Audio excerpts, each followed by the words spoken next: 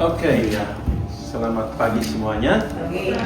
Sehat-sehat semua, puji Tuhan. Ya, kita ada oleh karena anugerahnya. Terima kasih Grace yang sudah pimpin kita luar biasa. Dan ya, mari kita membuka dalam doa terlebih dahulu. Tuhan, kami ada di sini oleh karena pimpinan-Mu. Biarlah Tuhan Engkau menolong kami tidak menyia-nyiakan waktu yang berharga ini. Kami mau duduk dengar firman Tuhan. Kami mau memasang telinga kami, membuka hati kami. Apa yang Kau sampaikan kepada kami itu mungkin berupa teguran, kami mau aminkan. Dan Tuhan juga akan memberikan kami dorongan, semangat untuk tetap ikut Yesus selamanya. Terima kasih Tuhan, mari tolong hamba-Mu yang akan menyampaikan supaya apa yang hamba sampaikan itu sesuai dengan isi hati-Mu dan memberkati kami semua. Terima kasih, kami serahkan waktu ini dalam nama Tuhan Yesus. Amin. Pembacaan Alkitab yang saya ambil pada hari ini adalah Kisah Para Rasul pasal 21 ayat 1 sampai 15 ya. Kita mungkin bisa baca secara bergilir kalau bisa ya. Mulai dari Didi biasa. Kisah Para Rasul pasal 21 ayat 1 sampai 15. Yang membuka, yang punya Alkitab silakan membuka.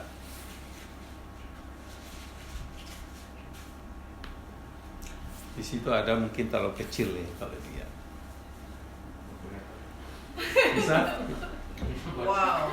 Bisa? Bisa. Melek aja nggak bisa kalau ini. Oke, silakan.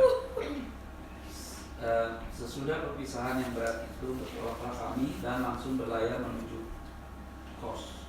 Keesokan harinya sampailah kami di Rodos dan dari situ kami ke Patara. Di Patara kami mendapat kapal yang hendak menyeberang ke Fenisia. Kami naik kapal itu lalu bertolak, kemudian tampak Siprus di sebelah kiri, tetapi kami melewatinya dan menuju ke Syria. Akhirnya tibalah kami di Tirus, sebab muatan kapal harus dibongkar di kota itu. Di situ kami mengunjungi murid-murid dan tinggal di situ 7 hari lamanya. Oleh bisikan roh, murid-murid itu menasihati Paulus supaya ia jangan pergi ke Yerusalem. Tetapi setelah lewat waktunya, kami berangkat meneruskan perjalanan kami. Murid-murid semua dengan istri dan anak-anak mereka mengantar kami sampai keluar kota. Dan di tepi pantai kami berlutut dan berdoa. Sesudah minta diri, kami naik ke kapal dan mereka pulang ke rumah. Dari Tirus kami tiba ke Ptolemais dan di situ berakhirlah pelayaran kami. Kami memberi salam kepada saudara-saudara dan tinggal 1 hari di antara mereka. Pada keesokan harinya kami berangkat dari situ dan tiba di Kaisarea. Kami masuk ke rumah Filipus, pemberita Injil itu, yaitu satu dari ke-7 orang yang dipilih di Yerusalem. Dan kami tinggal di rumahnya. Filipus mempunyai 4 anak darah yang beroleh karunia untuk bernubuat. Setelah beberapa hari kami tinggal di situ, datanglah dari Yudea seorang nabi bernama Agabus. Ia datang pada kami lalu mengambil ikat pinggang Paulus sambil mengikat kaki dan tangannya sendiri. Ia berkata, "Demikianlah kata Roh Kudus, beginilah orang yang mempunyai ikat pinggang ini akan diikat oleh orang-orang Yahudi di Yerusalem dan diserahkan ke dalam tangan bangsa-bangsa lain." Mendengar itu kami bersama-sama dengan murid-murid di tempat itu meminta supaya Paulus jangan pergi ke Yerusalem. Tapi Paulus menjawab, "Mengapa kamu menangis dan dengan jalan demikian mau menghancurkan hatiku? Sebab aku ini rela bukan saja untuk diikat, tapi juga untuk mati di Yerusalem oleh karena nama Tuhan Yesus." Karena ia tidak mau menerima nasihat kami menyerah dan berkata, "Jadilah kehendak Tuhan." Ayat 15. Sudah beberapa hari lamanya tinggal di Kaisarea, berkemaslah kami, lalu berangkat ke Yerusalem. Terima kasih. Tema yang saya angkat dari pembacaan kita adalah the cost of discipleship, harga menjadi murid Yesus. Ya, kita harus bayar harga. Jadi tidak enak-enak jadi orang Kristen. Kalau semua enak jadi orang Kristen, mungkin banyak yang jadi orang Kristen. Karena sulitnya jadi orang Kristen, jadi akan banyak orang berpikir. Nah, secara khusus kita akan melihat kehidupan Paulus di sini di dalam pembacaan kita. Khususnya harga yang ia bayar sebagai murid Yesus, sebagai Rasul Kristus.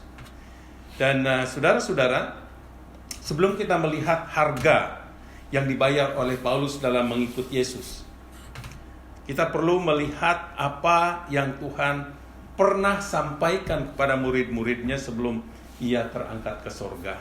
Ketika mereka masih bersama-sama dengan Yesus, tentang apa yang mereka harus bayar ketika mereka mengikut Yesus.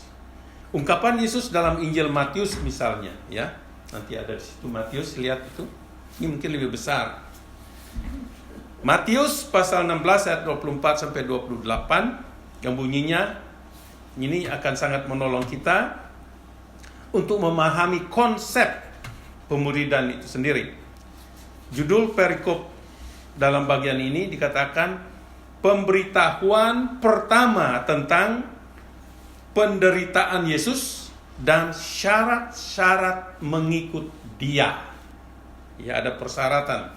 Jadi bagian ini terdapat dalam Injil lain juga. Ya, kalau kita melihat Markus pasal 8 31 sampai pasal 9 ayat 1, Lukas pasal 9 ayat 22 sampai 27, dan kita akan membaca yang Matius pasal 16 ayat 24 sampai 27 ini yang berbunyi berikut.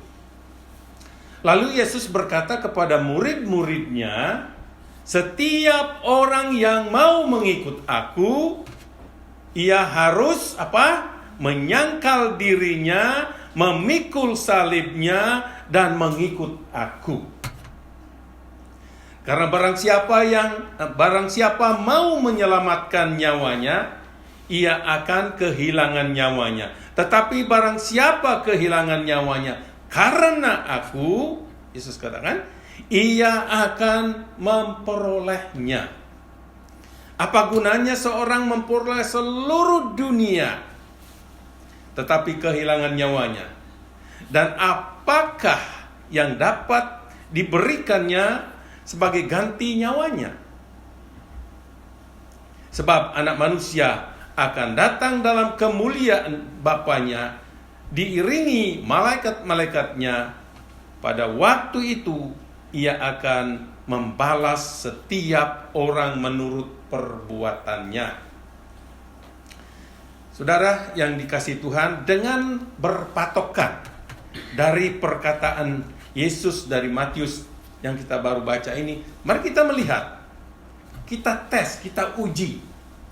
Apakah Paulus mengalami apa yang dikatakan oleh Yesus?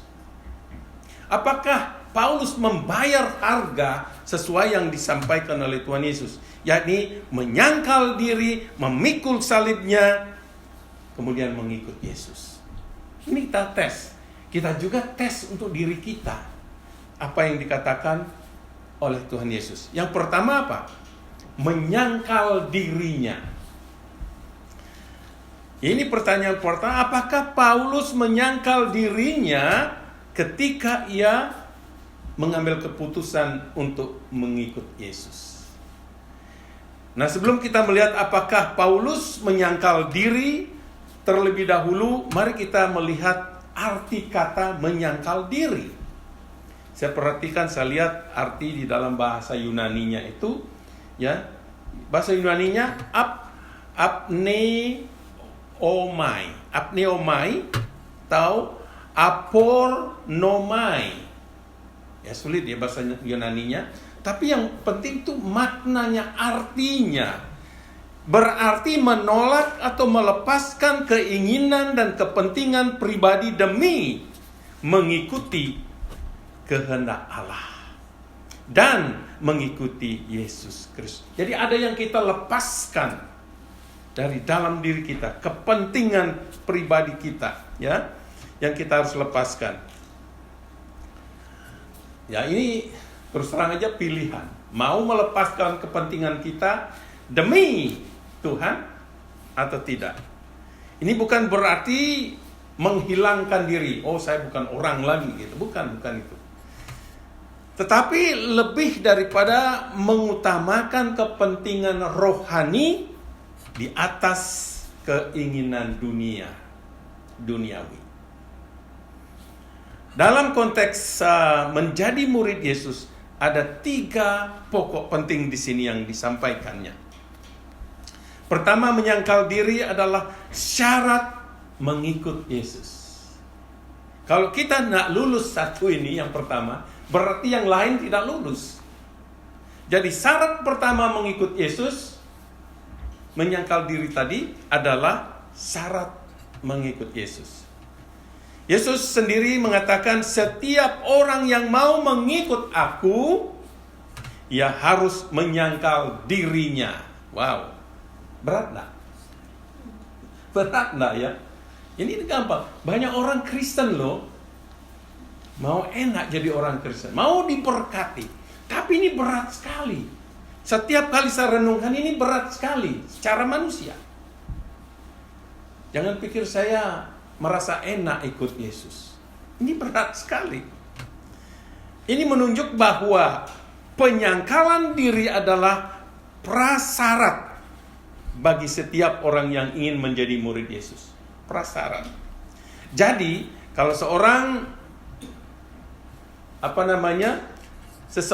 lebih mengutamakan kepentingan diri, kepentingan duniawi, melebihi kepentingan rohani, artinya dia tidak layak menjadi murid Yesus. Tidak pantas. Jadi jangan kita berpikir, saya orang Kristen. Pertanyaannya, sudahkah kita menyangkal diri? Nah, apakah ada bukti kalau Paulus telah menyangkal diri? Ini pertanyaannya. Karena saya katakan, tes ya. Mari kita uji Paulus. Saudara yang kekasih, untuk menemukan jawabannya, kita perlu melihat kisah para rasul dan surat-surat Rasul Paulus. Dan tidak mungkin kita bisa melihat semuanya. Karena Paulus itu menulis surat-suratnya banyak sekali. Ya. Tidak mungkin semua, tapi mari kita melihat beberapa. Ya. Misalnya bagaimana ia melihat dirinya dalam kacamata Injil. Atau setelah berada di dalam Kristus. Bagaimana dia melihat? Dia bisa melihat dirinya sebelum mengenal Kristus, tapi dia juga bisa melihat dirinya sekarang setelah berada di dalam Kristus. Ada 2 kacamata.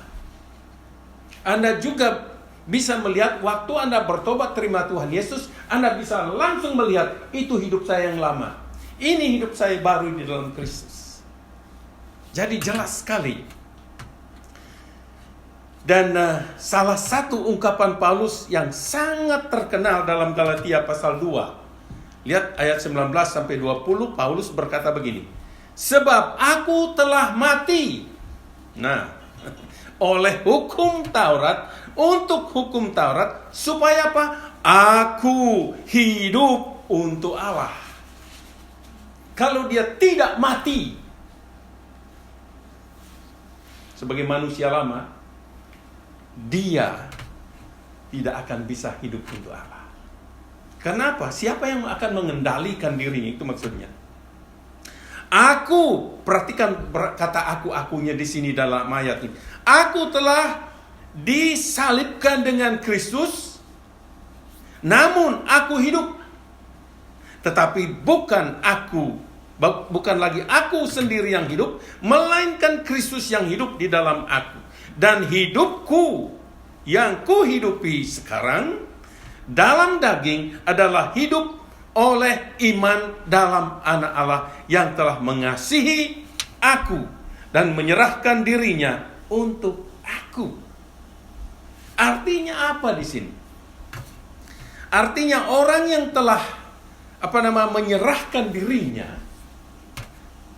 tahta dalam dirinya dia serahkan. Ya. Yakni akunya, egonya dia serahkan.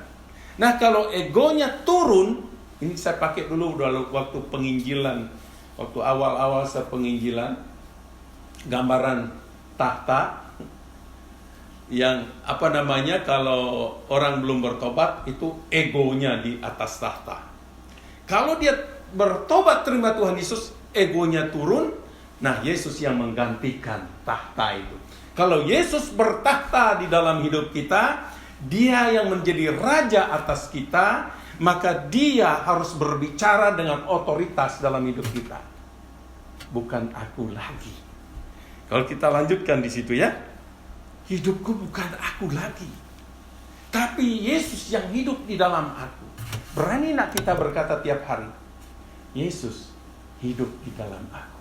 Artinya Yesus punya otoritas atas hidup kita, atas harta kita, atas pekerjaan kita, atas keluarga kita, atas semuanya.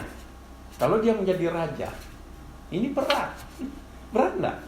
Coba saudara putuskan untuk pergi ke gereja hari ini. Itu saja. Yesus berbicara, Dia tidak kasar. Pergi menyembah, pergi melayani aku. Tetapi karena dingin, jangan dulu ya. Atau ada pekerjaan dengan gaji yang banyak kita hari Minggu. Hari Minggu katanya double ya. Itu sering saya temukan orang-orang yang struggle untuk, aduh Pak katanya, ini bayarannya tinggi kalau hari Minggu. Ya pilihlah. Dan saudara-saudara, kalau Yesus bertahta, hal yang seperti itu bisa kita kalahkan. Ya, bisa kita kalahkan. Saudara pikir mau saya pelayan ke Indonesia itu enak? Nah, tak enak. Tapi karena Yesus bertahta di dalam hidup saya, saya pergi. Saya tidak tahu sampai kapan. Ya, sampai kapan saya bisa melayani. Jadi Yesus bertahta. Ego kita, ketika kita menyangkal diri, Yesus mau menggantikan tahta itu. Berat ya? Ya. Dengan demikian kita melihat di sini Paulus telah mengalami penyangkalan diri. Hidupku bukan aku lagi, tapi Yesus yang hidup di dalam aku. Jangan mengklaim segala sesuatu milik kita. Itu titipan Tuhan. Pekerjaan itu kepercayaan yang diberikan. Bukan karena hebat kita dapat pekerjaan itu. Seolah-olah ya, kita dapat gelar, gelarnya tinggi, dapat pekerjaan yang bagus. Tunggu dulu. Itu kepercayaan. Dan kita akan dituntut dengan kepercayaan itu. Apakah kita bertanggung jawab? Ya.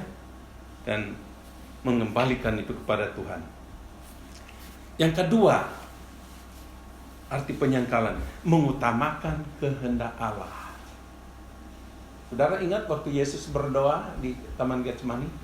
Jadilah kehendak-Mu Bapa. Kemauannya apa? Kalau bisa Tuhan cawan ini, Bapa cawan ini lalu daripadaku. Tapi jadilah kehendak-Mu. Saudara, di sini menyangkal diri berarti meletakkan keinginan dan ego pribadi di bawah kehendak Allah. Ini melibatkan sikap taat dan kepada ajaran-ajaran Yesus, bahkan jika itu bertentangan dengan keinginan atau kecenderungan alami kita. Paulus berkata dalam Filipi 3 ayat 10, perhatikan ini baik sekali. Yang ku kehendaki, ini masalah kehendak. Yang ku kehendaki ialah mengenal Dia dan kuasa kebangkitannya dan persekutuan dalam penderitaannya, di mana aku menjadi serupa dengan Dia dalam kematiannya. Ini yang Dia kehendaki. Kenapa dia memiliki kehendak seperti itu? Ini saya gumul dan gumul luar biasa ini. Kalau orang sudah menyangkal diri, ada kehendak Allah yang dia harus lakukan, bukan kehendaknya. Ini menandakan kerinduan Paulus yang sangat-sangat mendalam. Kita punya banyak kerinduan, saudara-saudara. Ingin sukses, ingin berhasil, ingin dapat gaji besar, ya. Ingin. Tapi Paulus tidak menyebutkan, aku ingin menjadi rasul yang hebat, aku ingin mendapatkan gaji yang besar, ya, rumah gedung yang besar. Bukan itu keinginannya. Tapi di sini luar biasa. Mari kita tes keinginan kita tiap hari. Apa yang kita inginkan ketika kita menjadi murid Yesus? Di sini Paulus ingin begitu intim dengan mengidentifikasikan dirinya di dalam Kristus, mengalami kuasa kebangkitannya dan realitas penderitaannya. Ini bukan sekedar pengetahuan intelektual, bukan, melainkan pemahaman yang sangat mendalam dan berdasarkan pengalaman yang mengubah, ya, hidup Paulus dan setiap orang percaya. Kalau pengalaman ini benar-benar terjadi, kita berubah. Barulah kita pantas nyanyi, aku berubah. Sebelum itu jangan nyanyi. Karena bahaya kita nyanyi, tapi kita tidak melakukan, tidak menunjukkan perubahan itu, ya. Paulus rindu menjadi serupa dengan gambar Kristus. Bahkan dalam penderitaan untuk ambil bagian dalam kebangkitannya. Sebagai orang yang telah menyangkal diri, Paulus melihat ada 3 kerinduan rohani. Saya harap ini juga kerinduan kita. Kenapa kita perlu seperti ini? Ini penting sekali, ya. Dia kenal ini sebagai kehendak Allah, bukan kehendaknya sendiri. Karena apa? Dia sudah dipenuhi oleh Roh Kudus. Kristus sudah bertahta dalam hidupnya. Maka Yesus memberitahukan ini kehendak yang berkenan di hadapan Tuhan. Yang pertama, mengenal Kristus. Coba saudara tanya di gereja, mereka kenal nggak Yesus? Mereka tahu. Tahu oleh karena orang lain kasih tahu. Tahu oleh karena pendeta khotbahkan. Tahu oleh karena kita diskusikan di dalam Bible study, tapi tidak mengenal. Saudara yang kekasih, ada peribahasa, ya. Tak kenal maka tak sayang. Benarkah itu? Itu satu proses loh. Saya dengan istri belum 100% saling mengenal. Ada hal-hal yang saya tidak kenal. Dia juga ada hal dia tidak kenal saya. Saya sudah menikah 40 tahun lebih. Masih belum 100% kenal. Makanya kata mengenal Yesus itu proses panjang seumur hidup. Jangan saudara klaim saudara 100% mengenal Kristus. No, saya sendiri belum mengenal 100%. Itu proses. Nah, saudara yang kekasih, karena ini merupakan proses, maka kita harus memulai apa? Bagaimana pengenalan saya dalam Yesus? Bagaimana saya tunjukkan? Kenalnya melakukan perintah-perintahnya. Mari kita melihat Yohanes 14 ayat 15. Ini bagus sekali. Yesus katakan apa? Jika kamu mengasihi aku, kamu akan menuruti segala perintah. Bukan satu perintah, segala perintah.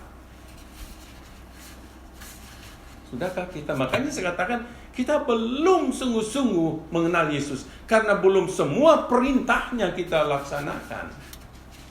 Betul enggak? Jujur? Mari kita jujur. Kita belum mengenal Dia. Karena belum semua perintahnya kita laksanakan. Ini bukan sekadar tahu tentang Yesus, tetapi mengenal Dia secara pribadi. Banyak orang tahu saya, Tapi kalau kenal secara pribadi, dengan secara mendalam, enggak. Saya kemana-mana ke gereja-gereja sekarang karena saya sudah senior ya. Orang yang tahu saya langsung panggil saya. Saya lupa nama mereka tapi mereka ingat saya gitu loh. Mereka tahu saya. Saudara yang kekasih, Paulus tidak merasa cukup hanya tahu Yesus.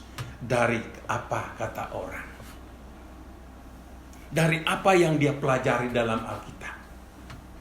Ini bukan hanya tentang mengetahui fakta historis tentang Yesus.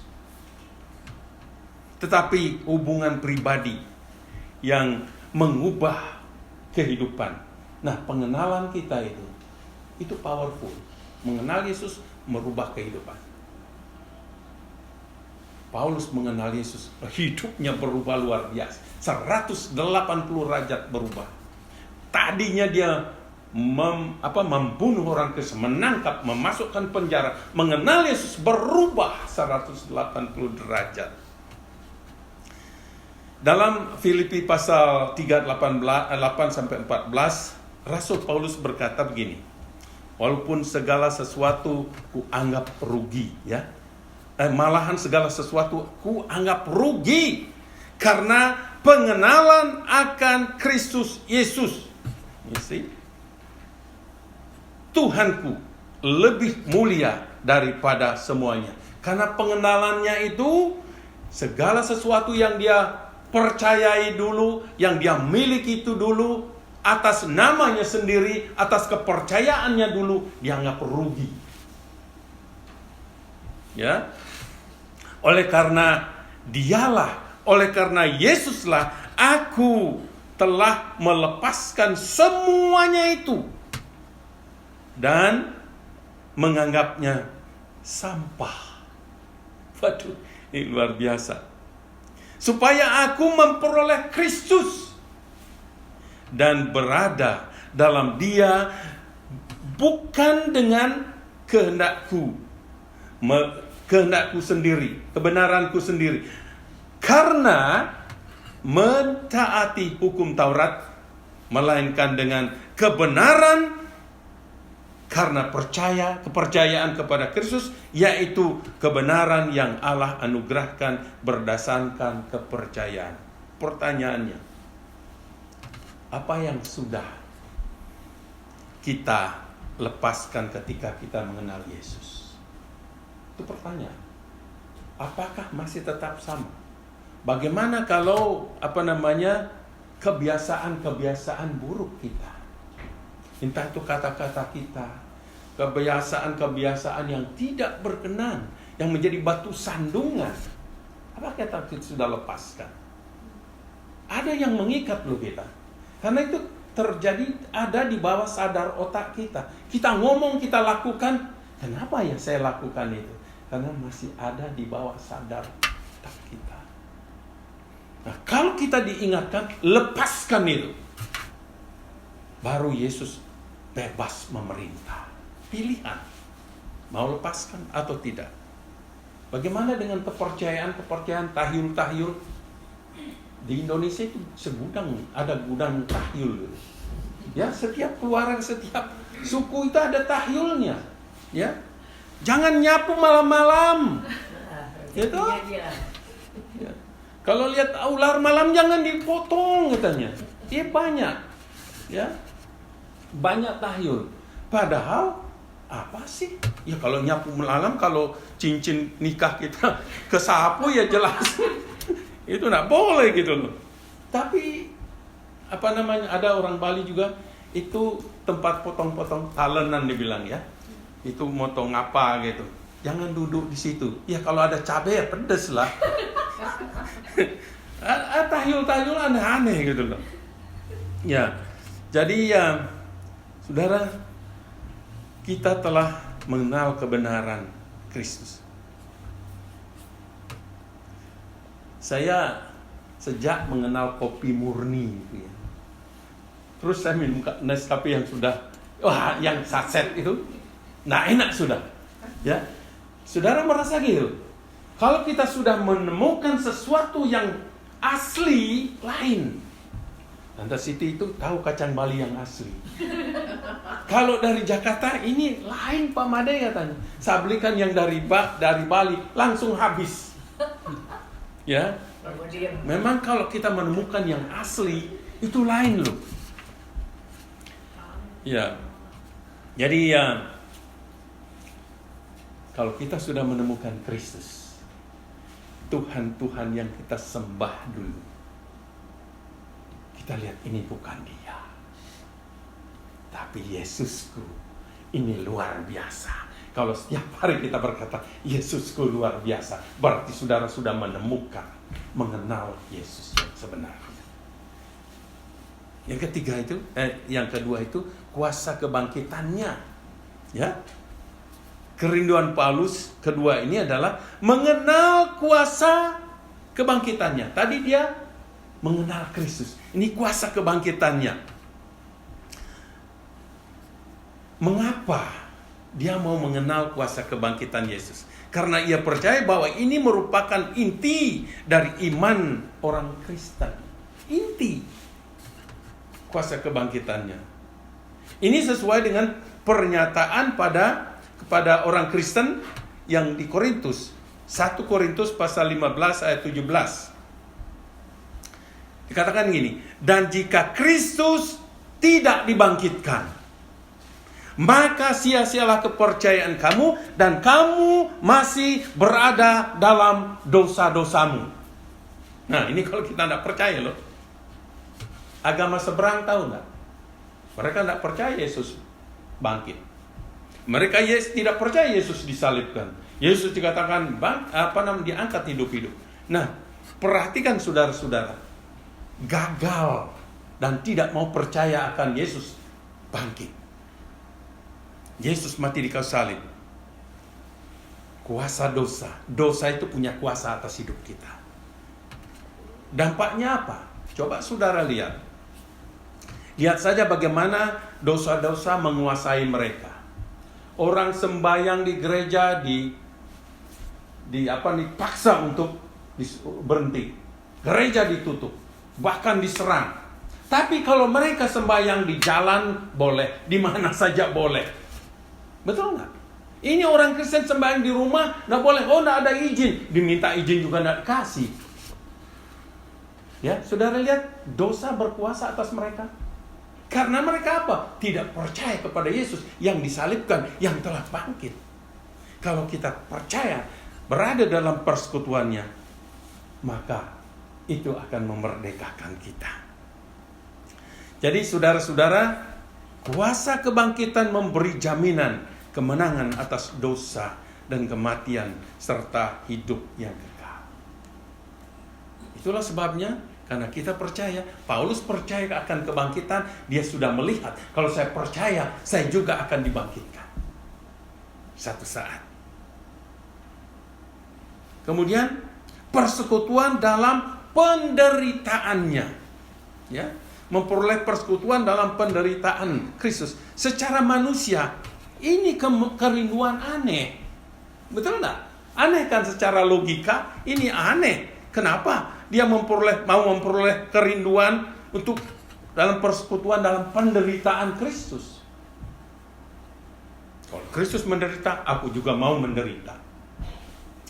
Saudara yang kekasih, Paulus merindukan persekutuan dan berkat-berkatnya. Di dalam kalau secara logika, ya, Paulus sebenarnya secara logika seharusnya Paulus berkata, aku ingin mengenal berkat-berkatnya,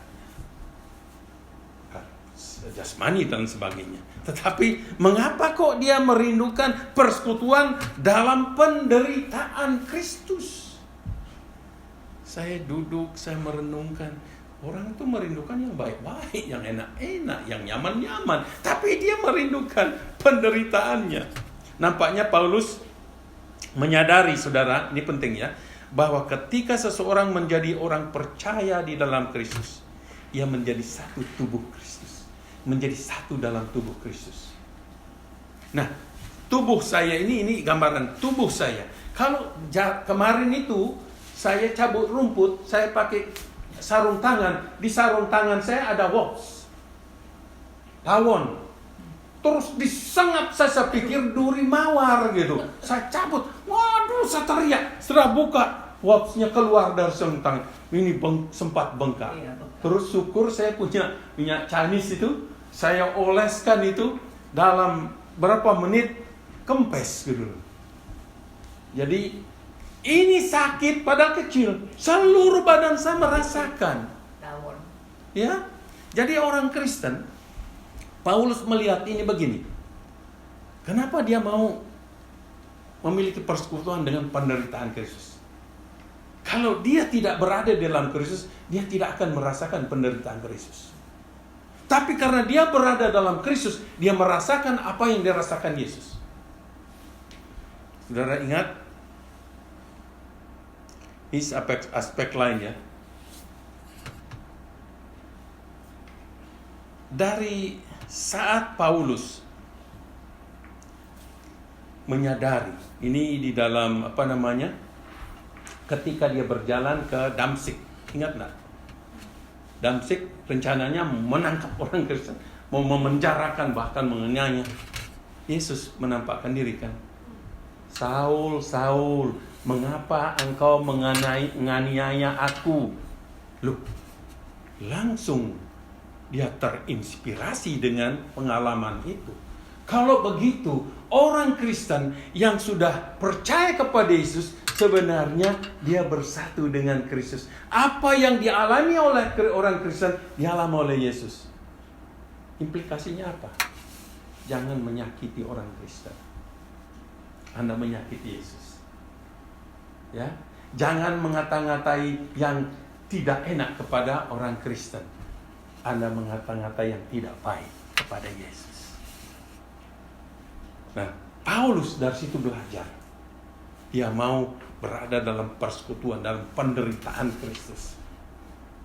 Karena apa yang dialami Yesus, dia mau alami. Saudara mau nggak apa yang dialami Yesus, saudara alami? Itu pertanyaan. Hanya saudara yang bisa menjawab. Ya.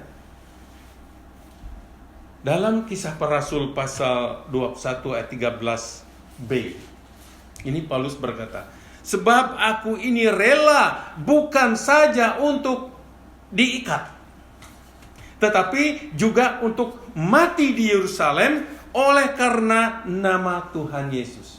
Itu. Ini tidak mungkin kalau dia tidak berada di dalam Kristus. Tidak mungkin dia berkata gitu.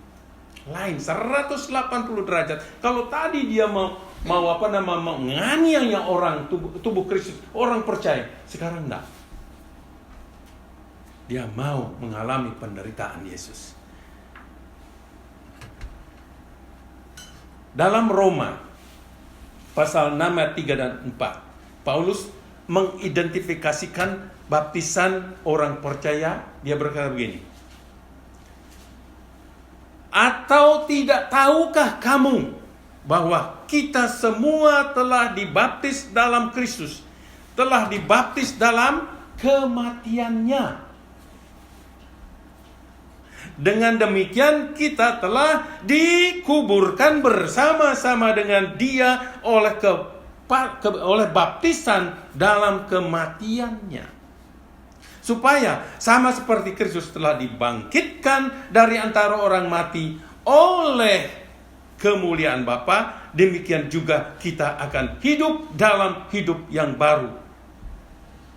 See? Kebenaran ini, saudara, ini sangat penting untuk kita pahami. Menyakiti sesama orang percaya sama halnya menyakiti Tuhan Yesus yang adalah kepala gereja. Hati-hati, kita ingatkan diri kita. Yang ketiga itu menjadi serupa menjadi seperti Dia dalam kematiannya. Tadi bersekutu oleh persekutuan dalam penderitaannya, menjadi seperti Dia dalam kematiannya. Aduh, ini aneh lagi permintaannya, sungguh-sungguh aneh. ia merindukan menjadi serupa dengan Kristus dalam kematiannya. Yesus mati dengan cara apa? Salib. Masa dia merindukan itu? Seharusnya dia mau menghindarkan, secara logika dia harus menghindar. Tetapi mengapa kok Paulus memiliki kerinduan seperti itu? Ada peribahasa berkata, ringan sama dijinjing, berat sama dipikul. Apa yang dialami Yesus, dia ingin mengalaminya. Karena ia percaya bahwa melalui kematian dan kebangkitan Kristus, ia juga mengalami kebangkitan dan hidup yang baru dalam Kristus. Paulus ingin mengalami apa? Persekutuan yang lebih erat dengan Kristus. Dan ia percaya bahwa keserupaan dengan kematian Kristus adalah akan membawanya kepada persekutuan yang lebih dalam dengannya. Saya akan beri contoh-contoh ya, penyangkalan diri dalam Alkitab. Ini dalam perjanjian lama kita lihat Rut, ya. Kita melihat mengapa dia menyangkal diri.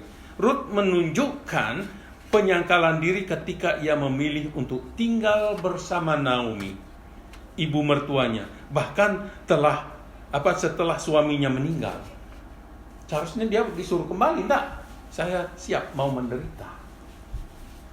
Kemudian Esther, Ratu Esther. Esther mempertaruhkan nyawanya untuk menyelamatkan bangsanya dari kehancuran. Dia pimpin puasa 3 hari. Hebat gak? Dia rela menderita. Dia bisa aja pilih, saya mau pilih nyaman. Nah, dia pilih menderita. Bagaimana dengan perjanjian baru? Yesus menunjukkan penyangkalan diri tertinggi ketika ia taat dengan kehendak Bapa, menyerahkan dirinya untuk disalibkan. Itu penyangkalan diri. Murid-murid Yesus dan gereja mula-mula juga terus menerus, dan dalam sejarah ada banyak sekali. Itu Wycliffe, nama Wycliffe, sehingga ada terjemahan tafsiran Wycliffe, Babel Wycliffe. Itu orangnya dibakar hidup-hidup, ya, dibakar hidup-hidup, tapi dia tidak menyerah. Ada banyak saudara-saudara orang-orang yang sudah menyangkal diri, hidupku bukan aku lagi. Kalau aku harus mati dengan Kristus, bersama Kristus. Itu falsafah hidupnya. Seperti Paulus, Rut, Naomi, Yesus dan murid-murid, dan bahkan orang-orang percaya mula-mula. Apakah Anda sudah menyangkal diri sejak mengikut Yesus? Pertanyaannya. Lalu bagaimana Anda tahu kalau Anda menyangkal diri sejak mengikut Yesus? Caranya bisa diuji. Ujiannya apa? Apakah Anda lebih mengikuti kehendak sendiri atau kehendak Tuhan? Itu saja, simple. Jadi tiap hari kita punya pilihan. Saya mengikuti kehendak Tuhan atau mengikuti kehendak saya sendiri. Yang kedua, memikul salib sekarang. Tadi yang pertama apa tadi? Mengenal. Ya, sekarang pikul salib. Menyangkal diri yang pertama, yang kedua memikul salib. Ini syarat kedua yang kita harus uji dalam kehidupan Paulus. Apakah Paulus pikul salibnya? Pikul salib artinya apa? Kerelaan menderita untuk Yesus dan demi Injilnya. Di zaman Romawi saudara tahu salib itu penderitaan yang sangat-sangat, hukuman penderitaan yang sangat berat dan penghinaan yang luar biasa. Ya, satu penghinaan, bahkan dikatakan orang terkutuk dihukum seperti itu. Ya, itu orang terkutuk. Coba saudara baca Kisah Para Rasul 9 Ayat 16 katakan, sebab aku, Yesus, akan menunjukkan kepadanya yang harus dia derita demi nama. Itu apa namanya? Bukti. Yesus sudah memberitakan Ananias bahwa Ananias akan ngomong ke Paulus bahwa Paulus akan menderita. Ya. Kemudian yang kedua, pengakuan Paulus sendiri bahwa dia akan menderita, pikul salib. 2 Korintus pasal 4 ayat 10 sampai 11. Kami senantiasa membawa kematian Yesus di dalam tubuh kami, supaya kehidupan Yesus juga menjadi nyata di dalam tubuh kami. Sebab yang masih hidup ini terus menerus diserahkan kepada maut karena Yesus, supaya juga hidup Yesus menjadi nyata di dalam tubuh kami. Perhatikan dua perkara yang terus menerus disebut, terus menerus, tidak pernah berhenti. Yang pertama, senantiasa membawa kematian Yesus, senantiasa terus menerus. Tujuannya supaya kehidupan Yesus juga menjadi nyata di dalam tubuh kami, dia kata, tubuh kita. Ayat ini menekankan bahwa Paulus dan orang-orang percaya masing-masing terus-menerus pikul salibnya, mengalami penderitaan dan bahkan kematian Kristus dalam hidup mereka, yang pada akhirnya membawa kehidupan Kristus yang dinyatakan dalam diri mereka. Kemudian terus-menerus diserahkan kepada maut karena Kristus. Ini pengalaman Paulus. Kemana saja dia pergi, ya, dia terus-menerus diserahkan kepada maut. Jadi maut selalu berada di depannya. Tujuannya apa? Supaya juga hidup Yesus menjadi nyata dalam tubuh. Seperti apa label gitu ya? Label dalam orang-orang percaya. Nah, secara teologis dan secara alkitabiah, bersedia menderita itu pertama. Ya, bersedia menderita. Yang kedua itu tanggung jawab dan konsekuensi. Nah, salib dipikul setiap orang berbeda. Salib saya beda dengan salib kalian. Ya. Kadang-kadang takarannya mungkin lebih berat. Kalau kita di rumah aja mungkin salibnya ringan sekali. Tapi coba beritakan Injil. Coba menyampaikan kabar tentang Yesus. Tambah berat. Karena kita menghadapi konsekuensi. Pak Gracia Filo yang sudah datang itu, gara-gara dia memberitakan Injil, dia ditangkap 2 tahun di penjara. Ya, jadi takarannya lebih berat. Saya belum pernah dipenjarakan, tapi masuk penjara, kunjungan ke penjara sudah. Ya, itu bedanya. Tapi ya saya tidak minta, tetapi kalau memang saya harus mengalami, puji Tuhan. Konsekuensi dan pemberitaan Injil. Nah, orang yang memberitakan Injil, konsekuensinya pasti pikul salib.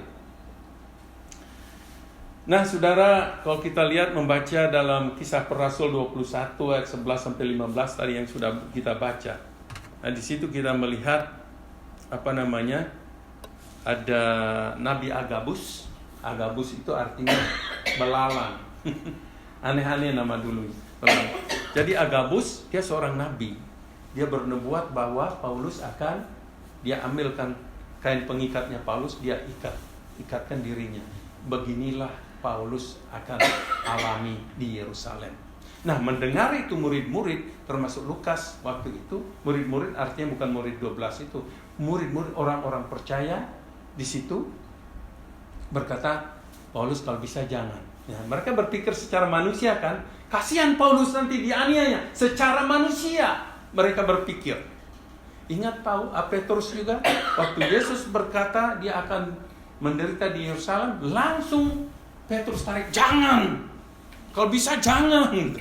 Nanti ditengkingkan dia. kamu bukan berpikir seperti Allah berpikir, kamu berpikir seperti manusia berpikir. Ya. Jadi saudara, kadang-kadang kita menerima dua nasihat. Tiap hari kita menerima nasihat. Jangan langsung telan dulu, pikirkan. Sebagai Paulus, dia peka. Paulus merasa dia dihalangi untuk pergi mengikuti kehendak Tuhan. Ya, justru akhirnya bilang, aku bukan tidak saja rela diikat, tapi aku rela mati di Yerusalem. Nah, saudara yang kekasih dalam Tuhan Yesus, perhatikan Paulus, dua nasihatnya datang, tapi dia pertimbangkan yang mana yang datang dari Roh Kudus. Itulah yang dia iakan. Contoh dalam Alkitab, orang-orang yang rela pikul salibnya dan atau rela menderita karena melakukan kehendak Allah. Rasul Petrus, ya kita tahu semua bagaimana dia menderita, bahkan dia minta disalib kepalanya di bawah. Rasul-rasul lain, wah semua itu rasul mati syahid, kecuali Yohanes dibuang di Patmos, itu dia mati tua. Ya, di Pulau Patmos makan batu di sana. Tapi di situ dia mendapat penglihatan. Makanya gereja di Wahyu itu penglihatannya itu luar biasa. Saudara, kalau kita dibuang di mana-mana, Tuhan punya maksud, dia kasih penglihatan. Paulus di penjara, luar biasa, dia dapat mengerjakan banyak hal. Penjara yang diizinkan oleh Yesus, itu tempat di mana Yesus hadir dan memberikan pewahyuan. Ruth, Esther, ya, Yesus, semuanya itu memikul salib demi mengikut Yesus. Nah, saudara, yang terakhir, mengikut Yesus. Apakah Paulus mengikut Yesus? Nah, mengikut di sini bukan ikut-ikutan. Banyak orang Kristen ikut-ikutan, ya, KKR ikut-ikutan, kebaktian kesembuhan ikut-ikutan, pengalaman jamahan. Kita tidak boleh ikut-ikutan. Zaman sekarang gampang sekali kita ikut-ikutan. Nah, mari kita melihat apakah Paulus mengalami Paulus mengikuti sampai akhir hidupnya. Kata barang siapa, setiap orang di dalam Matius 16 ayat 24 sampai 25 itu menunjuk apa? Undangan Yesus secara umum. Siapa saja, barang siapa mau ikut aku, itu pilihan kita. John MacArthur, dia sudah meninggal waktu ini, dia tokoh, ya, penafsir, pendeta. Dia berkata begini dalam Gospel According to Jesus, dia menekankan bahwa mengikut Kristus bukan hanya soal percaya sebagai secara intelektual, tetapi tunduk dalam ketaatan penuh kepadanya. Kita punya alasan yang kuat, saudara-saudara, untuk mengikut Yesus, karena Ia adalah Tuhan. Ketika kita tunduk kepada Kristus, kita menjadikan Dia Tuhan atas hidup kita, atas rumah tangga kita, atas harta kita, jadikan Dia sebagai Tuhan. Lukas pasal 9 ayat 62 berkata, tetapi Yesus berkata, setiap orang yang siap untuk membajak tetapi menoleh ke belakang tidak layak untuk kerajaan Allah. Artinya, mengikut Yesus membutuhkan komitmen. Ya, komitmen penuh dan hati yang rela. Tanpa ragu-ragu atau menoleh ke belakang.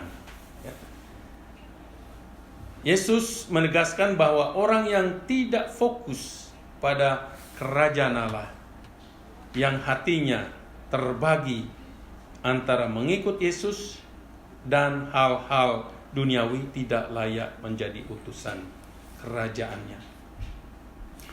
Mengikut Yesus Kristus adalah panggilan yang tidak populer. Ya, ada banyak pekerjaan yang populer.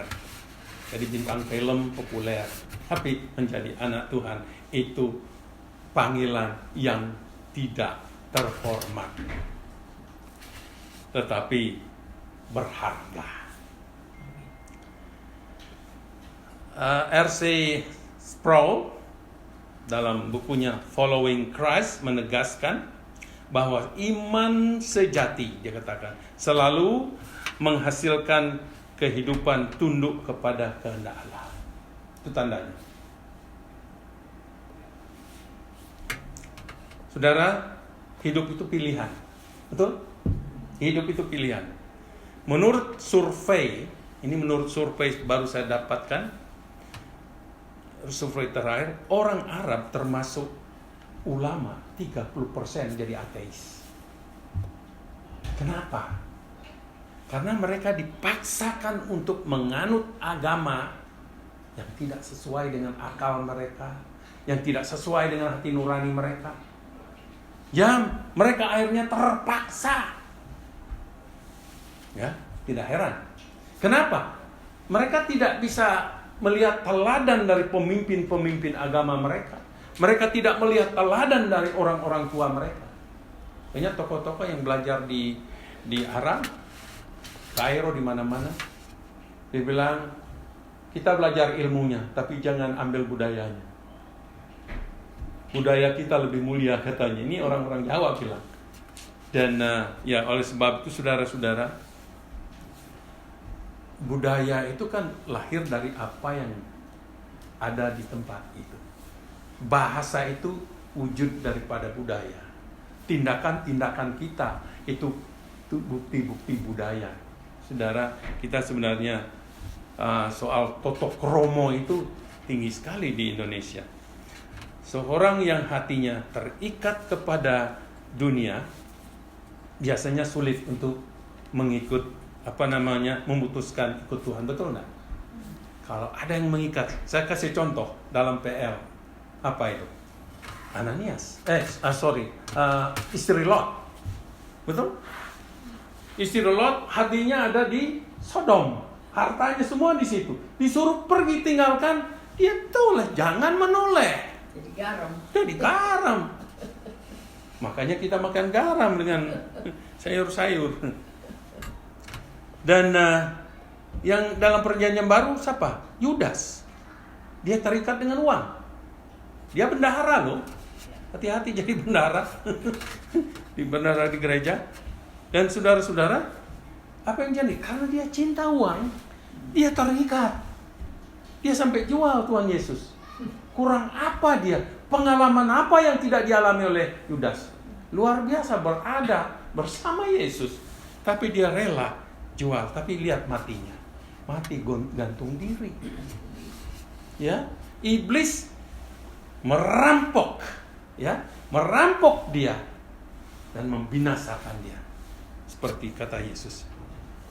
Kemudian ada Demas. Tahu Demas? Paulus mengatakan dia meninggalkan pelayanan. Dia mengikuti dunia. Sedih. Oh, zaman sekarang ada banyak, ya. Itu dalam 2 Timotius 4 ayat 10. Ada banyak sekarang tidak peduli itu hamba Tuhan, ya, karena cinta dunia, hartanya, dia tinggalkan Yesus dan lain sebagainya. Nah, saudara, sejak pertobatan Paulus, dia 3 pelayanan, perjalanan misinya ada 3. Saya tidak jelaskan. Tapi setiap perjalanan itu dia menghadapi tantangan-tantangan berat. Saya mendapat inspirasi, Paulus itu keliling Asia waktu itu, ya, memberitakan Injil, pelayanan 3 pelayanan misi. Saya hanya bisa ke Indonesia. Pelayanan misi saya. Tapi saya bersyukur. Saudara yang kekasih, saya mau simpulkan aja ya. Ada kata-kata Paulus yang mungkin ada banyak kata-katanya. Saya kutip ini, ada 3 ungkapan yang sungguh-sungguh menyentak saya dan mengencourage saya. Roma 8 ayat 18. Ini orang yang sudah mengenal Yesus, dia akan memandang ke depan. Sebab aku yakin bahwa penderitaan zaman sekarang ini tidak dapat dibandingkan dengan kemuliaan yang akan nyatakan pada kita. Dia bandingkan kemuliaan yang akan dia terima dan penderitaan yang sekarang. Kita kalau hanya fokus penderitaan sakit, ya. Tapi kalau kita fokus kepada kemuliaan, ringan penderitaan itu. Yang kedua, 2 Korintus 4 ayat 17, sebab penderitaan ringan yang sekarang ini mengerjakan bagi kami kemuliaan kekal yang melebihi segala-galanya, jauh lebih besar daripada penderitaan kami.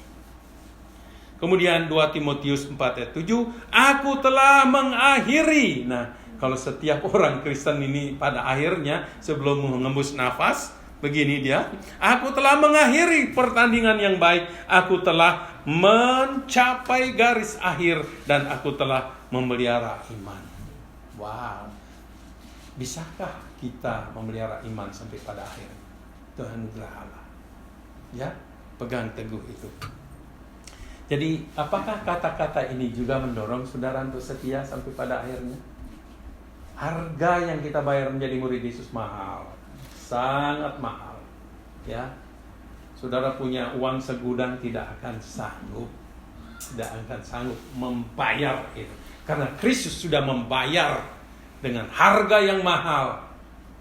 Tahu enggak, kalau kita perhatikan Paulus, dia membayar $1, tapi dia dikasih miliaran dolar hidupnya. Maksudnya tahu perbandingan miliar dengan $1. Dia cuma membayar penderitaan sementara, tapi dia menerima kehidupan kekal di sorga yang tidak bisa diganti dengan uang. Biarlah ini memberi semangat kepada kita.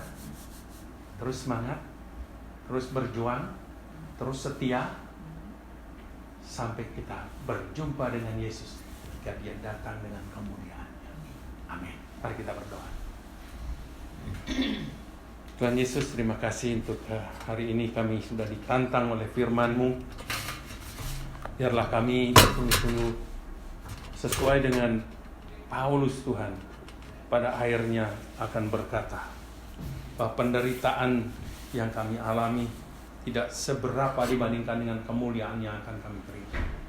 Dan pada akhirnya Tuhan, ketika kami tahu kami akan meninggalkan dunia, kami bisa berkata, perjuangan kami sudah berakhir, dan kami akan menerima mahkota kemuliaan. Terpujilah nama-Mu.